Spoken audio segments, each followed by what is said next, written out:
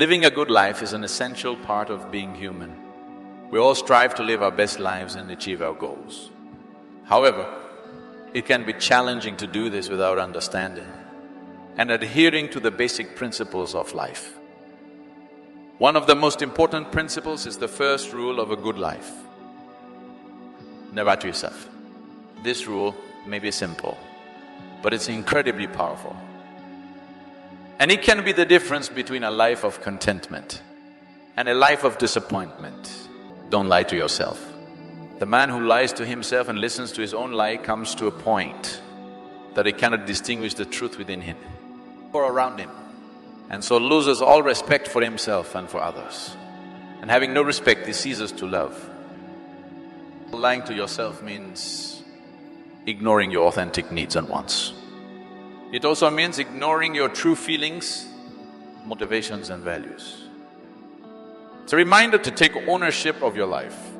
It's also a reminder that you should never be afraid to be your true self.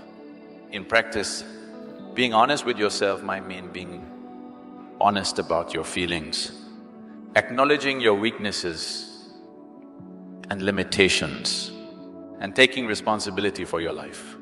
The best way to live intelligently. No one teaches us self-awareness and self-understanding. Yet if we do not understand ourselves, we cannot manage ourselves, and therefore our relationships, roles and responsibilities. As a result, we learn to believe life happens to us and we live from outside in. We will often play victim. But when we realize who we really are and understand how life works, we come to know that life happens for us and we start to live from inside out. We restore our personal mastery, understand exactly why this so requires us to cultivate the four main levels of intelligence within our consciousness. We think rationally, which is a function of our rational intelligence. We can feel intuitively, which defines our intuitive intelligence.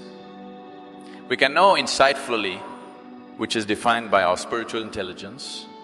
Sabotaging all three are emotional reactions which can only be understood and lessened when we cultivate our emotional intelligence.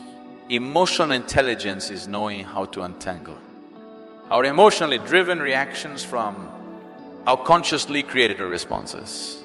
However, discerning the difference is only possible when we have cultivated our spiritual intelligence. Quality of your life. In many ways, most people's happiness, peace and love are mortgaged to the external situation.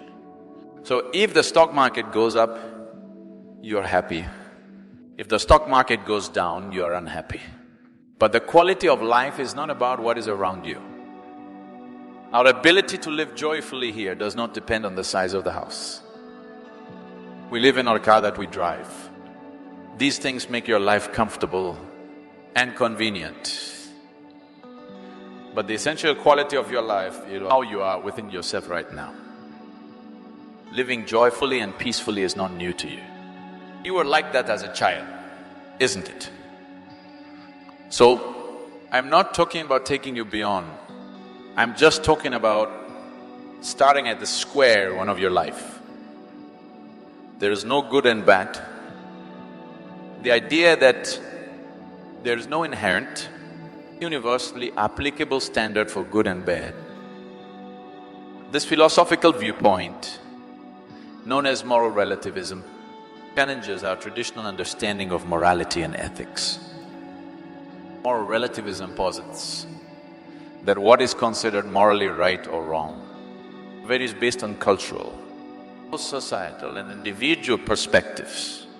In essence, it suggests that there is no single objective moral truth that can guide all of humanity.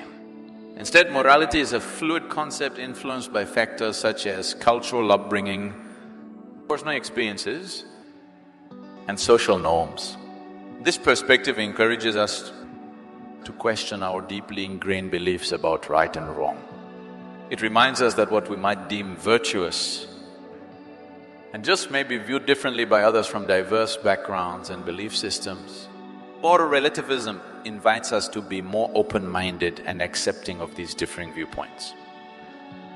In a world where people from various cultures and backgrounds come together, acknowledging the existence of moral relativism can help us foster empathy, tolerance and dialogue. It prompts us to engage in thoughtful, ethical discussions rather than imposing our own values on others.